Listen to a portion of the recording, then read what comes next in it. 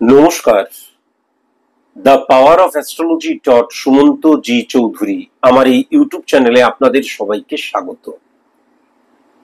আজ আমি আলোচনা করব সপ্তমী তিথি বা সপ্তমী পুজোর, দুর্গাপূজার যে সপ্তমী দিনটি, এই দিনটিতে কি কি নিয়মানুবর্তিতা মেনে চলা প্রয়োজন, নীতি নির্ধারণ প্রয়োজন, এবং এই দিনটি কিভাবে আমাদের জীবনের উপকারীর জন্য, আমাদের যে প্রতিবন্ধকতা সৃষ্টি হয়েছে সেখান থেকে ওভারকাম আমরা কিভাবে করতে পারি এবং করার জন্য এই দিনটিকে কিভাবে কাজে লাগাতে পারি, সেটা কিন্তু আজ আমি আলোচনা করব।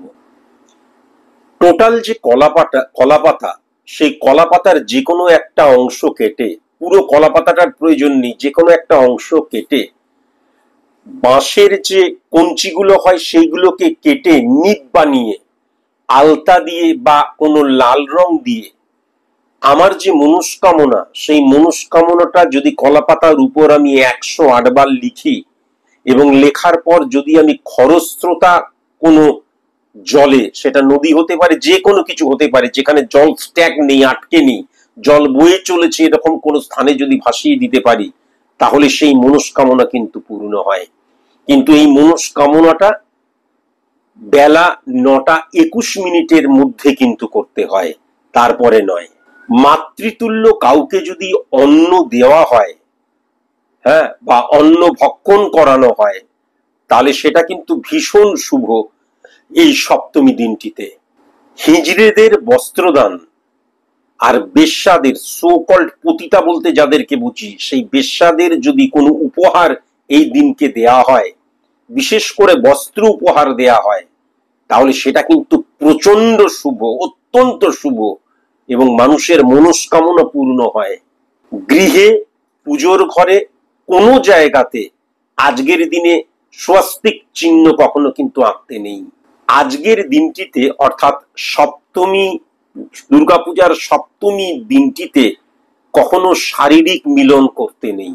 নির্দিষ্ট এই দিনে বারবেলাতে কখনো স্নান করতে নেই।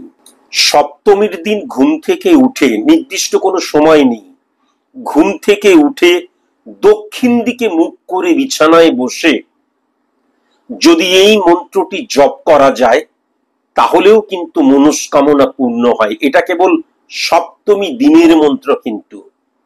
আহিবং শুভাংশু সৌবৃন্দানি ভব শৈবানি বিভূতি কৌলিপ্যং স্তুতায়ু নমঃ কুরু নমঃ কুরু নমঃ কুরু নমঃ।